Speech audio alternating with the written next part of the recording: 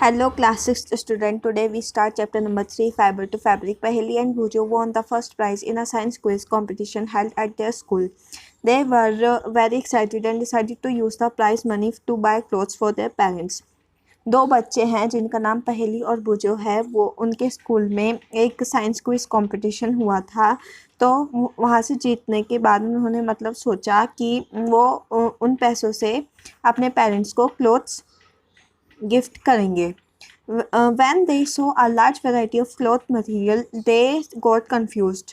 जब वो दुकान पर गए और उन्होंने लार्ज वैरायटी ऑफ क्लोथ्स देखे, मतलब बहुत सारे क्लोथ्स देखे अलग अलग टाइप के, तो वो कंफ्यूज हो गए कि वो अपने पेरेंट्स के लिए उनको क्या दें। The shopkeeper explained that some clothes or a fabric were cotton and some were synthetic. Shopkeeper ने बताया कि कुछ कपड़े जो हैं वो फैब्रिक के बने हुए हैं, कुछ कॉटन है। ठीक है। He also had woollen mufflers and shawl. उसके पास में जो दुकानदार है उसके पास में मफलर्स और शॉल्स भी हैं। They were many silk saris as well. Paheli and Bhujo felt very excited. They touched and felt these different fabrics. Finally, they bought a woolen muffler and a cotton sari. तो उन्होंने मतलब उन्हें बहुत ज़्यादा एक्साइटमेंट हो रही थी, तो उन्होंने फैब्रिक को टच करके देखा और फिर उसके बाद में उन्होंने एक मफलर ख़रीदा वुलन का और एक कॉटन साड़ी। ठीक है। तो उन्होंने अपने पेरेंट्स को क्या गिफ्ट करा, एक वुलन मफलर और एक कॉटन की sari. After their visit to the cloth shop, Paheli and Bhujo began to notice various fabric in their surrounding. They found that bedsheet, blankets, curtains, tablecloth, towels, duster are made from different kind of fabrics. बुझो को जब उन्होंने मतलब उन्होंने दुकान पे इतनी सारी वो देखे थे, मतलब क्लॉथ्स देखे थे अलग अलग टाइप के जो अलग अलग फैब्रिक से बने हुए थे। तो उन्होंने सोचा कि वो और ज़्यादा फैब्रिक को अपने सराउंडिंग्स में खोजते हैं। तो उन्हें क्या क्या चीज़ मिली, bedsheet, blanket, curtain, table cloths, towel and duster were made from different kinds of fabric. Even their school bags and gunny bags were made from some kind of fabric. जो उनके स्कूल बैग्स थे, जो मतलब आने जाने के लिए हम सामान रखने के लिए जो बैग्स यूज़ करते हैं, कपड़े के होते हैं ना वो, तो उन्हें बोलते हैं हम गनी बैग्स। ठीक है। पॉली बैग्स अलग होते हैं, वो पन्नी के होते हैं। ये वाले बैग्स अलग होते हैं जो कपड़े के बने होते हैं, तो वो भी एक फैब्रिक होता है। ठीक है। They try to identify their fabrics as cotton, woollen, silk और synthetic. Can you also identify some fabric? क्या तुम भी और मतलब और ज़्यादा फैब्रिक फाइंड कर सकते हो और varieties? 3.1 Variety in Fabrics. Activity 1. Visit a nearby tailoring shop. Collect cutting of fabric left over after stitching. Feel and touch each piece of a fabric. Now try to label some of the fabrics as cotton, silk, wool or synthetic after asking for a help from the tailor. Wonder that do you wonder what these different fabric are made of? When you look at any fabric, it seems a continuous piece. Now look at it closely. What do you notice?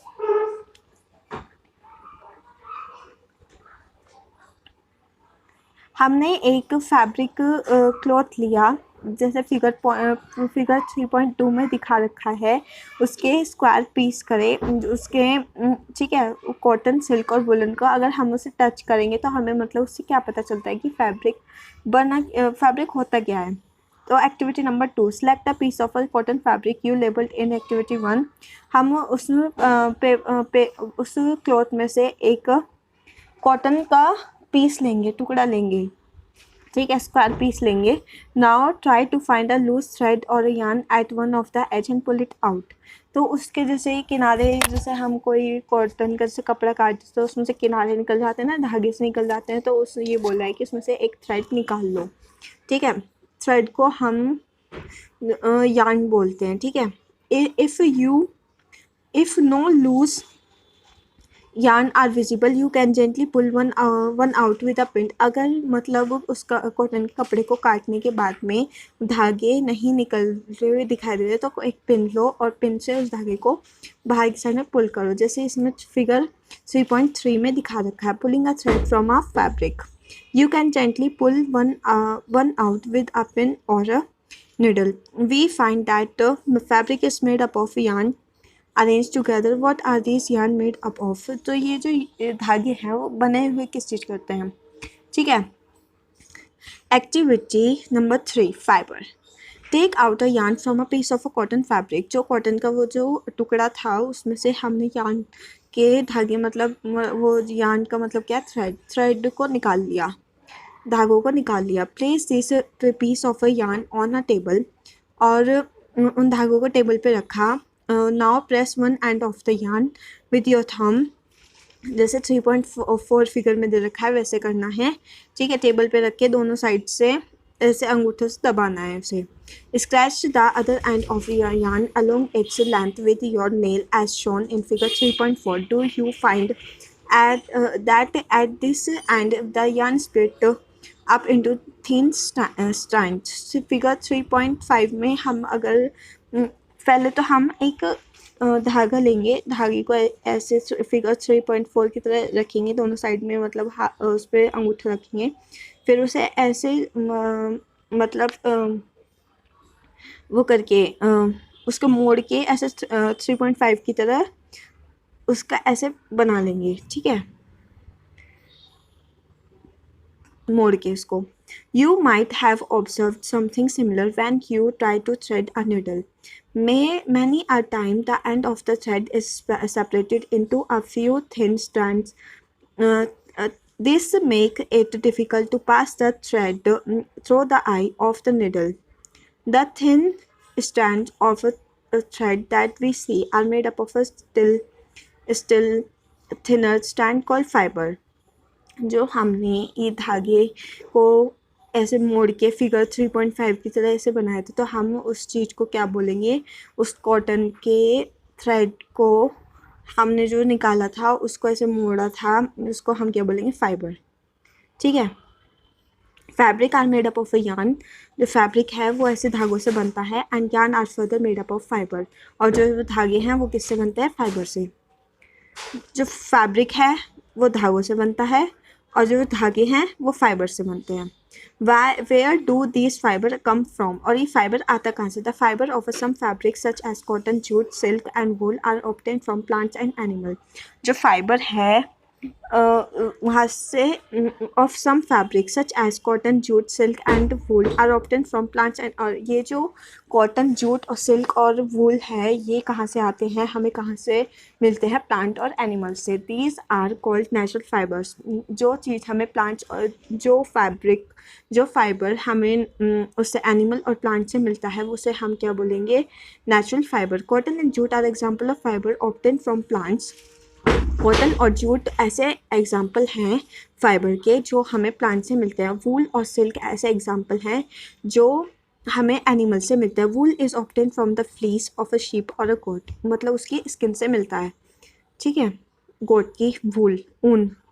It is also obtain from the hair of rabbits, yak and camels. जो rabbits होते हैं और जो याक है ठीक है, और जो कैमल है उसकी स्किन से भी हमें वूल प्रोवाइड होता है. सिल्क फाइबर इज ड्रॉन, उसे हम क्या बोलेंगे, नेचुरल फाइबर. ठीक है. Silk fibre is drawn from the cocoon of silk worm. जो सिल्क फाइबर है वो हमें कहाँ से मिलता है, कोकून से.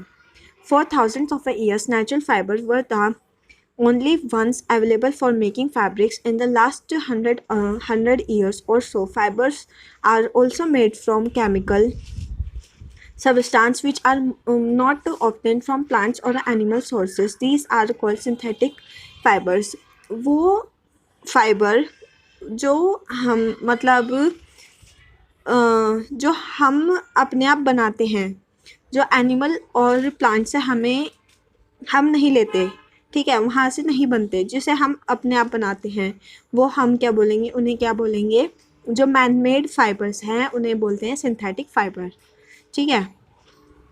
सम example of synthetic fibre are polyester, nylon and acrylic. और सिंथेटिक फाइबर का एग्जाम्पल क्या हुआ? पॉलिस्टर, नायलॉन और एक्रिलिक। नेचुरल फाइबर का हमने अभी पढ़ा था वूल, सिल्क, कॉटन, ठीक है, और जूट। ये हुए हमारे नेचुरल फाइबर के। सिंथेटिक फाइबर के हमारे हुए पॉलिस्टर, नायलॉन, एक्रिलिक, ठीक है, ये हमारे उसके एग्जाम्पल हो गए। तो 3.3 some plant fibres, cotton. Have you ever made wicks for oil lamp? क्या तुमने कभी बत्तियाँ बनाई हैं ऑयल लालटेन के लिए जो उसमें बत्तियाँ लगती है, कभी वो बनाई रुई से, कॉटन से बोलते हैं, ठीक है। What do use for making this wicks? क्या तुम यूज़ करते हो इन्हें बत्तियों को बनाने के लिए? This cotton wool is use for filling mattresses, quilts और पिलोस। ये जो कॉटन वूल है ये हम किसके लिए यूज़ होता है? अपनी गद्दियों को, तकियों में रुई भरते हैं ना, इस चीज़ के लिए यूज़ होता है। Take some cotton wool, pull it apart and look at its edges. What do you observe? The small thin strands that you see are made up of a cotton fiber. Where does this cotton wool come from? ये जो cotton wool है वो कहाँ से आती है? ये आती है हमारे फील्ड से, मतलब ये खेतों में उगाई जाती है, इसकी खेती होती है किसकी? कॉटन की। It is grown in the fields. Cotton plants are usually grown at places having black soil and warm climate. और कॉटन को उगाने के लिए कैसा, एक तो खेत में उगता है और ऊपर से मतलब कैसा एनवायरनमेंट चाहिए? वार्म एनवायरनमेंट चाहिए, मतलब गर्म मौसम चाहिए, और ब्लैक सॉइल में ये उगती है। Can you name some states of our country where cotton is grown?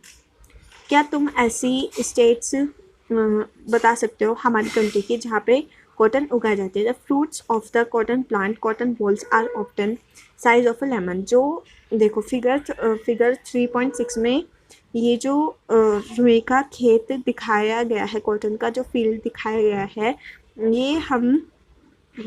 ये इतने साइज़ की लगी होती है जितना लेमन होता है, ठीक है।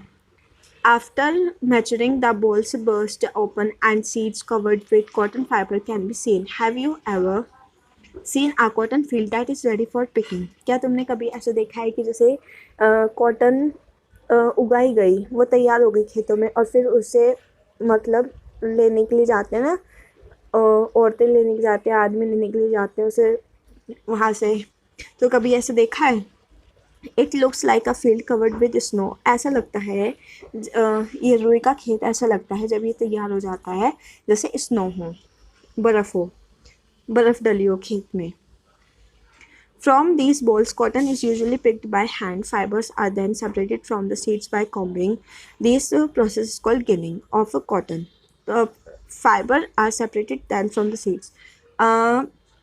खेत में से, एक प्लांट में से कॉटन को हटाना, उस प्रोसेस को हम क्या बोलेंगे? Ginning of cotton, ginning process बोलेंगे, ठीक है। Ginning was traditionally done by hand. और ये जो ग्रेनिंग प्रोसेस है वो किससे किया जाता है? हैंड से, ठीक है। इसके लिए कोई मशीन यूज़ नहीं होती, जैसे फिगर 3.7 में दिखाया गया है। These days machines are also use for ginning. लेकिन अब क्या गया है, पहले तो ये हाथों से होता था, लेकिन अब इसके लिए मशीन भी बन गई है, तो ये मशीन के द्वारा भी गिनिंग प्रोसेस हो सकता है, किया जाता है। Jute fibre is obtain from the stamp of a jute plant. जो जूट है, वो जूट फाइबर है, वो कहाँ से ऑब्टेन होता है? प्लांट की स्टैम्प में से, जूट प्लांट के स्टैम्प में से। It is cultivated during the rainy season. और ये कब उगाया जाता है? बारिश के मौसम में। In India jute is mainly grown in West Bengal, Bihar and Assam. जो जूट है वो हमारी कंट्री की किन स्टेट में उगाया जाता है? West Bengal, Bihar and Assam. The jute plant is normally harvested when it is at flowering state. The stamp of the harvested plant are immersed in water for a few days. The stamp rot and fibers separated by hand. ठीक है। To make fabrics, all these fibers are first converted into yarns. ये जो सारे fabrics है वो fibre में convert करने के लिए मतलब उन्हें धागों में बनाया जाता है। How is it done? Spinning cotton yarn. Activity number 4. Hold some cotton wool in one hand. एक हाथ में बहुत सारी जो रुई है वो पकड़ो. Pinch some cotton between the thumb and the forefinger of the other hand. ठीक है, फिर उसे मतलब इसे लंबा लंबा करके दोनों साइड से इसे पकड़ो, जैसे हमने ऊपर देखा था. कहाँ पे? फिगर 3.4 की तरह उसे लंबा लंबा पतला करके दोनों साइड से हाथ रख लिया, ऐसे करके. Now gently start pulling out of the cotton while continuously twisting the fiber. Are you able to make a yarn? क्या तुमने ऐसे धागा बनाया? क्या तुम धागा बना सकते हो उससे? उसे पतला करके ऐसे लंबा लंबा करके कर सकते हो. ठीक है. The process of making yarn from fibers is called spinning. The process of making yarn मतलब फाइबर में से धागों को बनाना, फाइबर से धागों को बनाना, उस क्या बोलते हैं? Spinning. In this process, fibers from a mass of a cotton wool are drawn out and twisted. This brings the fibers together to form a yarn. A simple device used for spinning is a hand spindle called a takli. Another hand operated device used for spinning is चरखा. ठीक है, दो चीज़ use होती हैं धागों को बनाने के लिए, स्पिनिंग करने के लिए, एक तकली, एक चरखा. यूज़ ऑफ अ चरखा वॉज पॉपुलराइज्ड बाय, ये जो चरखा है वो पॉपुलर कब से है? महात्मा गांधी के टाइम से. As a part of the independence movement he encourage people to wear clothes made of a homespun. जब महात्मा गांधी थे तो वो ये बोलते थे कि हम जो विदेशी हैं उनके कपड़े नहीं पहनेंगे, हम अपना स्वदेशी कपड़े बनाएंगे और उन्हें ही पहनेंगे, हम उनसे कोई भी सामान नहीं खरीदेंगे, जो भी होगा हमारा. Cloth made up of a homespun yarn termed as kadhi and shun in imported cloth made in the mills of Britain. To popularize and promote kadhi, the Government of India constituted a body called Kadhi and Village Industries Commission in 1956. Spinning of yarn on a large scale is done with the help of spinning machines. जो धागे हैं, धागों को ज़्यादा मात्रा में spinning करने के लिए, मतलब फाइबर बनाने के लिए, धागों से फाइबर बनाने के लिए ज़्यादा मात्रा में तो क्या मशीन यूज़ होती है? स्पिनिंग मशीन्स यूज़ होती है. ठीक है. After spinning yarn are used for making fibres. स्पिनिंग के बाद में जो धागे हैं वो किस में कन्वर्ट हो जाते हैं? फैब्रिक्स में. ठीक है. Yarn to fabric. There are many ways by which fabrics are made from yarns. बहुत सारे तरीके हैं जिससे फैब्रिक जो है बनता है, किससे? धागों से. The two main processes are weaving and knitting. बहुत सारे ऐसे तरीके हैं जिससे हम धागों से फैब्रिक बना सकते हैं. तो दो प्रोसेस हमें अभी बताए गए हैं, कौन कौन से? वीविंग और knitting. तो वीविंग क्या प्रोसेस है? चलो पढ़ते हैं. In activity 2, you might have noticed that a fabric is made up of two sets of yarn arranged together. The process of arranging two sets of yarn together to make a fabric and is called a weaving. वो process जब दो धागे एक साथ चलाए जाएं, मतलब एक साथ अरेंज करके चलाए जाएं, ठीक है, वो उसको क्या बोलेंगे? मतलब फैब्रिक बनाने के लिए तो उसको क्या बोलेंगे? फैब्रिक. वो weaving. This the process of arranging two sets of yarn together to make a fabric is called weaving. ऐसा प्रोसेस जिसमें दो सेट्स धागों के, मतलब दो धागे एक साथ चलाए जाएं टू मेक अ फैब्रिक बनाने के लिए उस मशीन में, is called a weaving. Let us try to weave some paper strips. चलो मतलब जो पेपर स्ट्रिप्स हैं उनको इस प्रोसेस से मतलब बना के देखते हैं. Activity number 5. Take 2 sheets of a paper of a different colors, cut square pieces of length and width equal to 30 cm from each sheet. Now fold both the sheets into half. On one sheet, draw line as shown in the figure 3.12 and on the other as shown in figure 3.1b. Cut both the sheet along the dotted lines and then unfold. Weave the strips one by one through the cuts in the sheet of paper as shown in figure 3.12. C. Figure 3.12d show the pattern after weaving all the strips. देखो, दो sheet ली हमने square shape की, जैसा हमें figure 3.12 में दिखाया गया है, एक ऑरेंज में एक ग्रीन में, ठीक है। दो शीट ली हमने, तो हमने ऐसे ए और बी वो हो गया। नंबर सी में हमने क्या करा कि हमने नंबर सी मतलब नंबर थर्ड प्रोसेस में हमने क्या करा, हमने सबसे पहले क्या करा कि दो शीट ली, उनमें से एक शीट जो ग्रीन वाली शीट है उसको जैसे कैंची से काट लेते हैं, ऐसे करा हमने। और जो ऑरेंज वाली शीट है उसके लंबे लंबे स्ट्रिप्स बना लिए, ठीक है। और फिर जैसे फिगर सी में दिखाया गया है कि हमने ग्रीन शीट को तो लंबा लंबा काटा था और इसकी ऑरेंज वाले उसकी लंबे लंबे स्ट्रिप्स बनाई थी, तो वो उसके अंदर ये डालते हुए दिखा रहे हैं, ऐसे करना है, ठीक है। तो हमने नंबर डी में ये पूरा बन के तैयार हो गया कि ये ऐसे हम इसमें ग्रीन वाली शीट में हमने ये वीविंग कर दी है, ऐसे पेपर स्ट्रिप से हमने वीविंग कर दी है। वीविंग प्रोसेस ऐसे होता है, ठीक है। Show the pattern after weaving all the strips. Use in a similar manner two sides of a yarn are देखो, इसमें हम वीविंग हमने क्या पढ़ा था।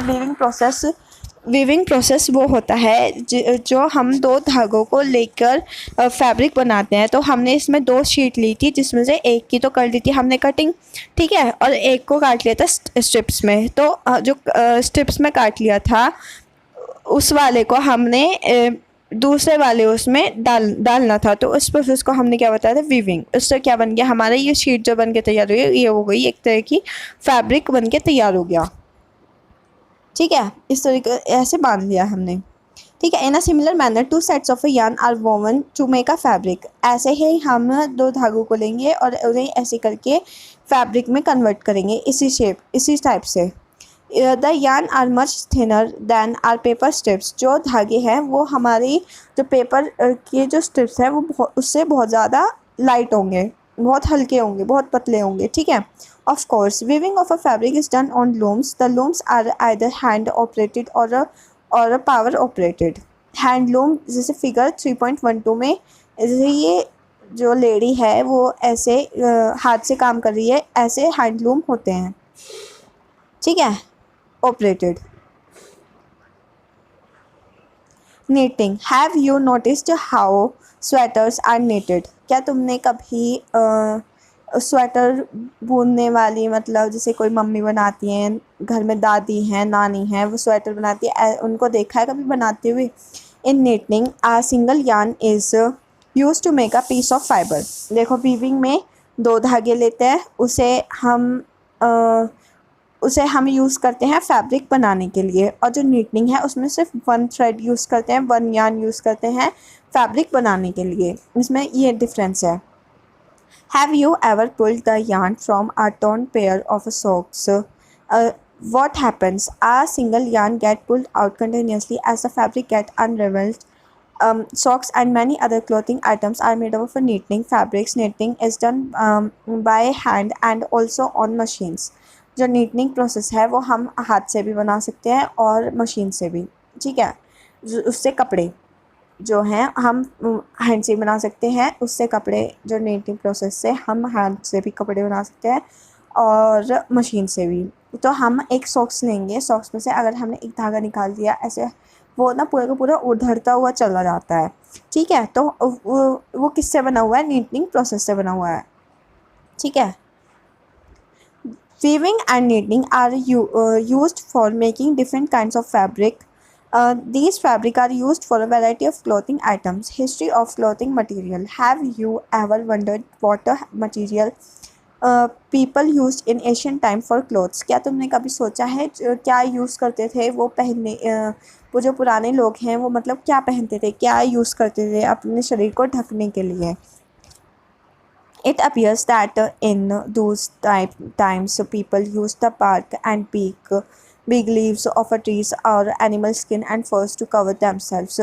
जो पुराने टाइम के लोग थे, जो एशियन पीपल थे, ठीक है, जो हम जिन्हें हम अपने पूर्वज कहते हैं, ठीक है, वो जो थे वो या तो पेड़ की जो बड़ी बड़ी पत्तियां होती है उसे अपने शरीर के ऊपर लपेटते थे या फिर किसी after people began to settle in agriculture communities they learn to weave twigs and grass into mats and basket.